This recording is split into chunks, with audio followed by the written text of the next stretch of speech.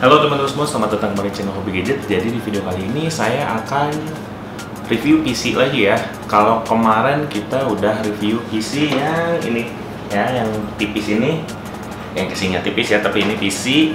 Nah, di video kali ini saya akan review lagi PC ini dia ya. Ini itu isinya hampir sama ya, Intel Core i3 juga, cuman ada penambahan sedikit di aspek spesifikasinya. Penasaran? Ikutin terus video ini. Oke teman-teman, sekarang kita mulai dulu dari casingnya ya. Nah, untuk bentuk casingnya sendiri ini seperti ini ya, ada tombol power di sini, terus ada tombol reset, dan di sini ada layout untuk lampu ya, indikator lampu, dan ada untuk indikator pembaca hard disk gitu. Nah, terus di sini dia ada port USB 2 biji, di sini ada port audio ya, dan nggak ketinggalan ada port mic di sini.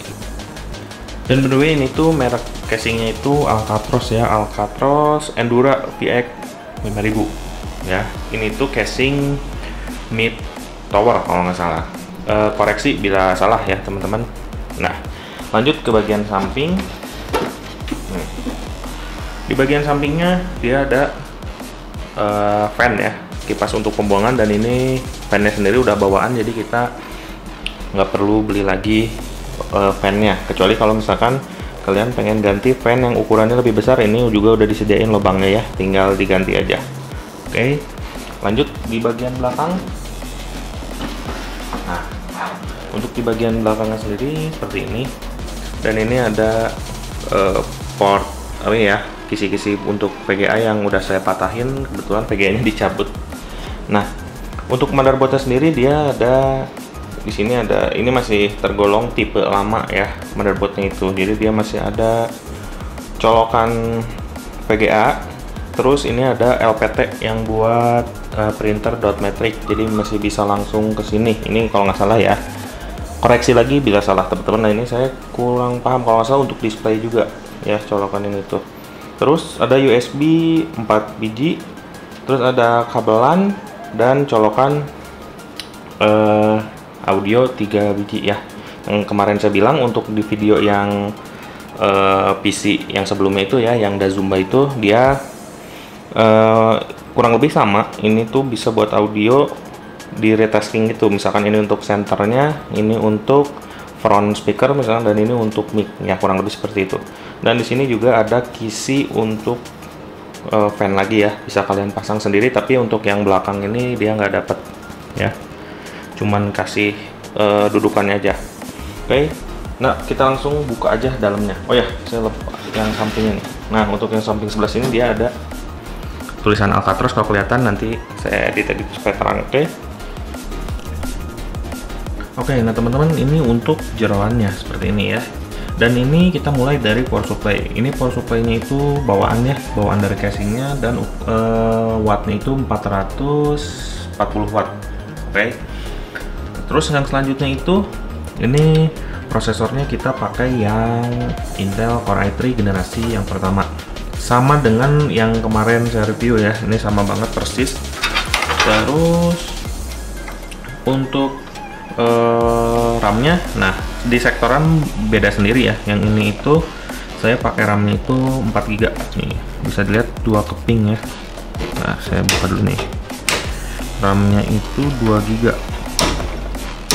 nih. Oke, nih 2 GB. 2 GB ya. Kalau misalkan mau irit tempat, ini bisa langsung pasang aja sih. Yang 4 GB satu keping ya, atau misalkan mau 8 GB satu keping kan ada ini. Dan itu dudukannya itu DDR3 ya teman-teman, DDR3. Jadi kalian tinggal searching aja, nanti saya kasih di kolom deskripsi ya untuk harga-harganya. Nah, sekarang kita ngomongin harga aja sih, harga ininya aja ya, harga kasarnya aja nih. Harga kasarnya itu kalau untuk RAM-nya sendiri, dia harga RAM untuk 4 GB itu sekarang ada yang fluktuasi ya, sekitar 200 sampai 400 ribuan. Untuk prosesor sendiri ada ya, yang barunya itu sekarang 300 ribuan sampai 500 ribu. Nah, untuk motherboardnya sendiri, ini mereknya Amtron juga, sama yang kemarin saya review juga ya. Amtron juga. Ini tuh Amtron seri apa ya, saya lupa. Dan ini tuh micro ATX ya, bentuk ininya tuh, bentuk si motherboardnya itu dia micro ATX yang kecil ya. Jadi sebenarnya ini tuh motherboard yang lebih cocok untuk casing yang kemarin saya review ya. Kalau ini bisa jauh sebenarnya pakai motherboard yang lebih besar, cuman karena harganya jauh lebih murah ya, jadi pakai yang ini ya. Terus lanjut, ini ada slot PCI Express ya. Di sini PCI Express untuk VGA, dan di sini ada slot untuk apa nih? Saya agak-agak lupa ya. Ini ada slot satu lagi, dan di sini ada slot untuk SATA-nya itu dia 4 ya, 4 port itu. Kalau nggak salah yang satunya itu slave, yang satunya lagi itu master. Jadi 2 master, 2 slave ya. Dan ini bisa dipakai untuk CD-ROM juga, cuman sekarang udah nggak musim ya. Udah nggak musim. Nah, terus yang selanjutnya yang membedakan di sini adalah si motherboardnya yang terutama ya. Kalau misalkan yang kemarin itu motherboardnya kita pakai yang lebih baru, ada port HDMI, di sini nggak ada. Dan kalau yang kemarin ada port SSD ya, untuk sekarang kan udah musim SSD yang M2. Yang M2 itu di motherboard yang kemarin ada, di sini nggak ada. Jadi motherboard ini jauh lebih lama sebenarnya. Cuman kalau untuk fungsi sih sama aja ya. Jadi kalau misalkan pengen pasang HDMI, kita harus modal lagi beli VGA ya. Kalau yang kemarin itu kita nggak perlu beli VGA kasarnya gitu. Nah, terus lanjut lagi, ini saya udah pakai SSD juga, posisinya ada di sini ya. Ini pakai SSD. Kenapa bang yang kemarin atau mas yang kemarin itu nggak pakai SSD? Ya karena kalau yang kemarin untuk lebih ke apa ya, kita ngetik aja sih, makanya RAM-nya itu cuma 2 GB. Nah kalau di sini saya dipakai untuk ngedit foto juga ya, ngedit foto, dan ada sedikit kayak untuk baca database yang butuh speknya yang agak lebih tinggi sih ya. Jadi makanya kenapa ini 4 GB dan ini saya pakai SSD ya. Dan SSD itu saya pakai merek Verbatim yang kapasitasnya itu 250 GB. Oke. Dan terus harddisknya sendiri saya pakai yang 240 GB kalau nggak salah, 250 GB atau berapa lah. Nanti pokoknya saya cantumin di deskripsi, oke? Nah, jadi untuk layoutnya seperti ini. Ini tuh casing besar, tapi motherboardnya sebesar ini jadi kelihatan kayak kopong banget ya, nggak berisi gitu. Cuman ya namanya juga nyari murah ya. Mungkin nanti kalau di upgrade bakal saya ganti ke yang lebih besar aja. Oh, nggak ketinggalan kalau misalkan teman-teman beli casing ini ya. Misalkan beli casing ini, itu kayaknya wajib ganti power supply kalau misalkan kalian tipe orang yang suka gaming ya. Apalagi kalau VGA DDR5 itu sekarang rata-rata butuh colokan untuk PCI Express ya, PCI Express untuk nyalain fan-nya. Sedangkan kalau ini dia power supply-nya belum ada, ini masih basic banget sih ya, si colokan-colokannya itu tuh. Cuman ada colokan SATA sisa 2 biji ya, karena ini ada juga. Terus ini colokan untuk ke apa namanya, si ini ya, fan yang samping. Udah habis, kita nggak dapat lagi ya. Oke, tuh ini juga udah nggak ada semua, udah habis. Oke, baik teman-teman, jadi segitu untuk jeroannya. Sekarang kita langsung puting aja di sini, oke? Oke teman-teman, nah jadi sekarang udah masuk ke window-nya nih. Tadi kebetulan udah loading, kita udah lihat jeroannya ya segala macam, dan kita sekarang tinggal cek aja di sini nih ya, untuk melihat spesifikasi benernya. Nah, oke, nah ini dia ya, untuk prosesornya Intel Core i3 ya, dan memorinya ini 4 GB. Dan ini direct versionnya ini udah direct 12, dan ini displaynya itu onboard ya, onboard. Nah ini agak ngaco sedikit sih, total memorinya harusnya nggak segini ya. Oke, kita langsung aja. Nah kalau misalkan kemarin kita ngetes yang apa ya, kayak Office ya, mungkin kalau Office itu udah kuat segala macam lah ya, jadi kita skip aja langsung ke untuk editing nih. Nah untuk editing yang pertama kita biasanya pakai ini Photoshop ya, Photoshop yang CS5. Nah, ini dia Photoshop CS5. Kelihatan ya kalau pakai SSD itu dia ngebacanya jauh lebih cepat daripada harddisk ya. Jadi lebih enak pakai SSD gitu. Nah, biasanya saya suka edit foto kayak ini sih. Nih, kita langsung buka aja ke sini. Tuh, bacanya jauh lebih cepat ya. Ini contohnya ini aja ya gambarnya misalkan. Nah, saya biasanya kalau di sini sih pakai filter. Nah, kebetulan biasanya aplikasinya itu saya pakai Topaz dan segala macam, tapi kebetulan ini pluginnya semua belum diinstal ya. Jadi ya udah ya seadanya aja, oke. Cuman ini untuk lebih ke contoh aja sih ya. Nih kayak misalkan edit seperti ini tuh, gambarnya ini cepet ya tuh, bacanya cepet. Nah, dia tapi sayangnya nggak pakai VGA aja sih. Kalau misalkan pakai VGA kayaknya nggak akan ngeberatin ke memori ya, nggak akan ngeberatin ke memori tuh. Lihat. Nah, ini processingnya kerasa banget. Cuman kalau ya itu yang tadi saya bilang, kalau ada VGA ya processingnya jauh lebih enak tuh ya. Cuman ya segini cepat lah ya, bacanya cenderung lebih cepat daripada yang sebelumnya. Oke, baik, ini udah bagus ya. Nah, kita oke aja di sini coba. Oke, ini untuk filter segala macam. Ini kalian bisa pilih-pilih juga ya. Oke, ini nggak usah di close. Sekarang yang selanjutnya adalah Corel. Nah, untuk Corel sendiri pun sama, ini cepat juga ya. Ntar saya udah punya template. Coba jangan lupa di sini. Saya udah punya template-nya nih. Kita pakai contoh ini aja. Oke. Ini dia. Untuk clip artnya ya. Nah, ini tinggal di trace aja misalkan. Ini hanya untuk contoh ya teman-teman. Untuk ngilangin, nah ini seberapa cepat prosesnya, ini cepat banget ya untuk detailnya ini. Kita coba tambahin ke detail. Nah, ini jangan pakai smoothing supaya lebih bagus. Nah, kalian klik OK aja. Oke. Nah, oke, jadinya seperti ini ya. Ini kita sampingin.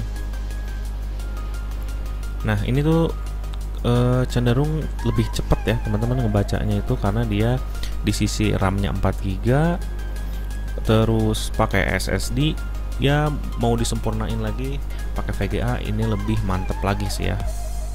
Ya mungkin kedepannya bakal saya pasang VGA juga, tapi nggak yang untuk gaming ya, yang secukupnya untuk ya untuk ini aja sih, ngedit. Nah, saya ngedit itu nggak jauh dari yang seperti ini ya teman-teman. Jadi editnya itu ya kurang lebih kayak gini-gini aja sih ya. Oke, ini kita nggak usah close lagi. Nah, yang selanjutnya kita buka Adobe Premiere ini. Nih, kita kan biasanya edit apa namanya, foto ya. Tapi kadang-kadang ini saya sekarang pakai juga untuk jadi second ya, inilah ya, komputer yang saya biasa pakai itu lagi ngerendering misalkan ya. Nah, saya pakai yang ini juga supaya bisa kerjanya multitasking gitu ya. Oke, nah sekarang ini kita buka, udah punya template-nya ya. Nah, ini dia. Sekarang kita buka dulu videonya, coba kita cari video. Oke, teman-teman, nah jadi ini saya udah masukin template-nya ya. Nah, kalau misalkan mau ditambah foto, boleh-boleh aja sih. Misalkan ini kita ngasal aja ya. Ini misalkan masukin foto ke sini. Nah, oke, kita masukin ke sini. Nah, oke, jadi ngasal aja ya. Nah, sekarang kita langsung ini aja nih. Kita kasih transisi dulu di sini ya. Masuk ke efek, terus video transition. Kita pakai yang biasa ini aja, kita pakai ya. Oke, udah masuk. Oke. Oke, ini kita beresin dulu ya. Dan ininya endingnya pakai ini juga. Openingnya pakai ini. Oke, nah terus biar suara nggak keluar kita ini aja deh, dimatiin aja. Nah, oke, sekarang kita tes ya. Nih dia. Ini untuk template yang kemarin ya teman-teman, untuk ngeditnya itu. Nah, saya kasih ini dulu, speednya di 50% supaya lebih sinematik gitu ya. Oke, play.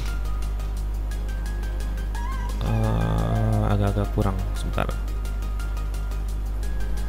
Ini kita geser dulu. Oh nggak usah, ininya aja lebih di pelanin lagi di 25%. Oke. Nah itu dia.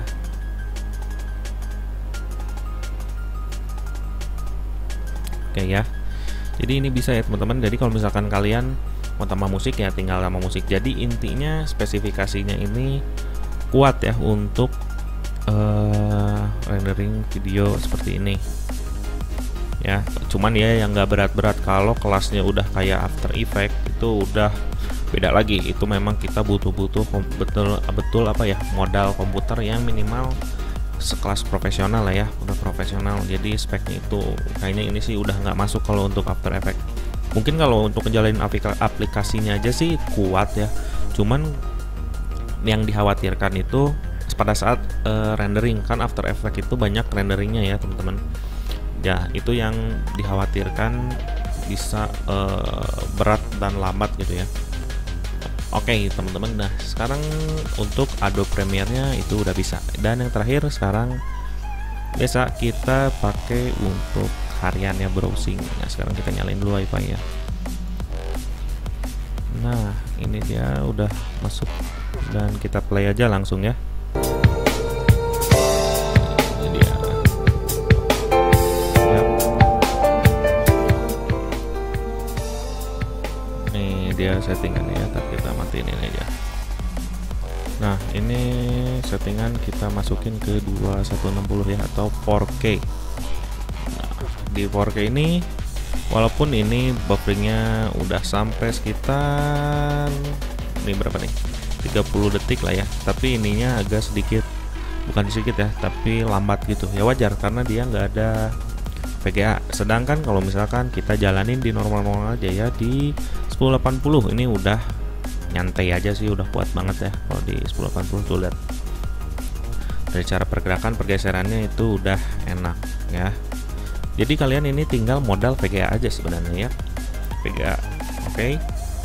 Dan untuk total biaya build PC ini ya sekitar 2 jutaan lah. Yang kemarin saya bahas juga di mini PC, yang bukan mini PC ya, yang di PC yang satu lagi. Jadi ini kebetulan sama-sama persis, nggak cuman beda di beberapa part gitu ya. Ada beberapa tambahan tapi impactnya lebih cepat ya teman-teman. Jadi impactnya itu lebih bagus lah. Dan kalau misalkan dimodalin pakai SSD dan VGA, jadi sekitar 3 jutaan aja kalian udah dapet PC yang enak dan nggak kentang-kentang banget gitu ya. Ini main game pun masih sanggup. Oke. Jadi paling tinggal modalin VGA yang bagus aja sebenarnya. Oke. Nah, oke teman-teman, jadi gimana tadi ya? Menurut saya ini di kesimpulannya untuk harga sekitar 2 jutaan aja ya, 2 juta rupiah. Kalian tinggal modal sedikit ke VGA dan SSD menurut saya ya. Karena dua itu mempengaruhi banget ya. Untuk SSD-nya biar supaya ngebacanya aplikasi-aplikasinya itu lebih cepat, ngebaca datanya pun lebih cepat. Nah, untuk VGA-nya kita untuk bisa main game juga atau bisa untuk editing supaya jauh lebih enak ya. Kalau misalkan ditambah SSD, kalau dulu saya pada saat beli itu harganya sekitar 800, masih mahal ya SSD itu.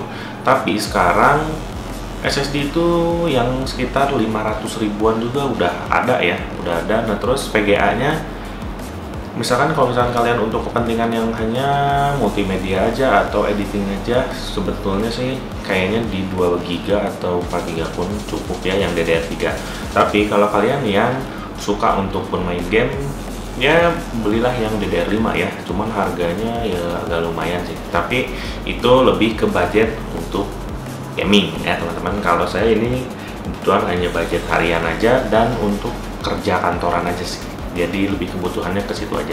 Oke, jadi tinggal pilihan kalian aja mau kemana. Oke, aspeknya tadi saya udah jelasin. Dah, terima kasih telah menonton dan sampai jumpa di video berikutnya. Bye bye.